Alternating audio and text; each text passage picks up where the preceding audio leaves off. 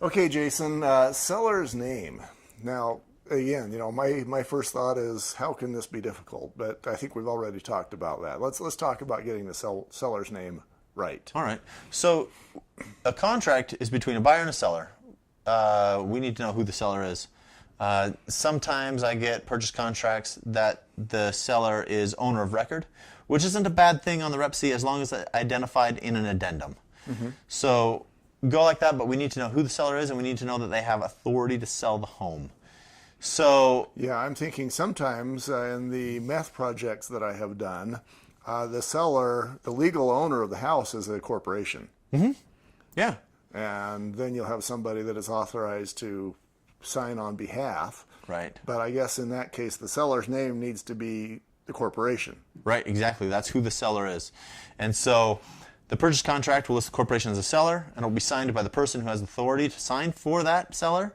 And then the title company and lender will require a document that shows that he has authority, articles of incorporation, or the like, power of attorney, something shows this guy has legal authority to sign for this. And this is something that the seller's agent should know. If they can sell the house, it would be good. I have had an instance where the people selling the home weren't actually the owners, and that gets interesting. Oh yeah, because what if grandma just went into a rest home and she and the kids are selling the house, but they might not have legal authority to do it? Right. So if it's owned in a trust, need the trust papers, things like that. So just make sure that you have the seller listed. If you want to start with owner of record and do some digging to find out who it is, that works. But just make sure that you have the seller on it and the person signing the purchase contract has authority to sign for it. All right, and the next subject is earnest money.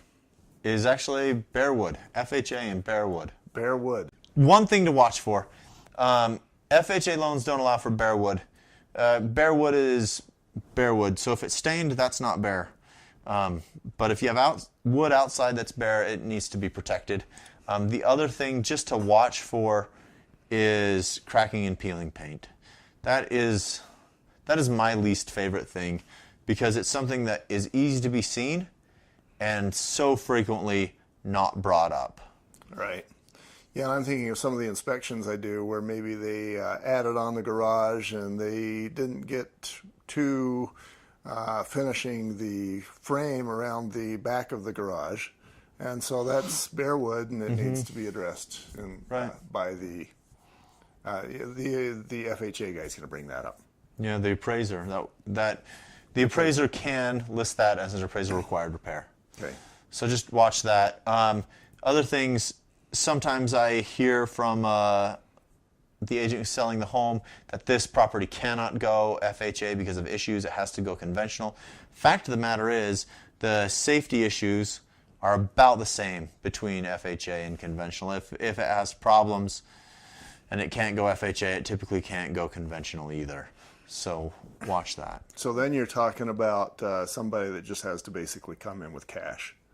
Yeah, if the seller won't do the repairs and the home has a significant problem, hole in the roof, things like that, no lender's going to lend on it without that being repaired. So that's cash buyer. So other things to watch for. The appraiser needs to make sure that the home is functional. The appraiser's job is to make sure that if the investor forecloses on the home, that they can sell it and not eat the shorts. Right. So he's going to make sure that the utilities work. So just when the appraisal is happening, make sure the gas is on, make sure the water's on, make sure you can go through and check that everything works. Yeah, that makes sense. And that's one of the things that I will actually grumble about as I'm doing my home inspections. If I show up and there's no water, there's no gas, I will start telling my buyers that somebody sucks. And sounds like that is the same sort of thing for the appraiser. Yeah, so make sure they're on. The biggest problem here is REO properties where the bank owns it. It's winterized the home. It doesn't want the utilities on. The pipes are going to freeze. There's no heat in the house. So make sure, they will turn it on for a window. So make sure your home inspection and appraisal is done on the same day. Make sure everything works, and then they can shut it back off. Yeah, they will turn it on for a window, means FHA. Who will turn it on for a window of time? The owner, the bank. Okay, yeah, the So- bank. Yeah, because I understand that it takes a few $100s to get that turned on, and then they got to turn it back off again later. So yeah, for those bank-owned properties, yeah, you would need to coordinate between the home inspector, etc. Make sure you give your earnest money to a title company, to a neutral third party to protect it. Legally, you can get it back, but you may spend more in court fees getting it back than the earnest money was. So the lender's going to need to know that the earnest money was given.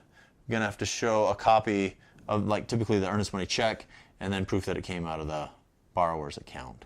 And sometimes that check is just taken and then held on to, put in a desk somewhere, and that's not okay. Not okay. Needs to be deposited in an account somewhere. Needs to be received. How much trouble does the realtor get into when he just puts the check in a desk somewhere?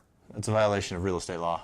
He needs It can go in the, sometimes the real estate brokerage has a trust account that it'll go into, and sometimes you'll put it with title. But it needs to go one of the two places. Okay.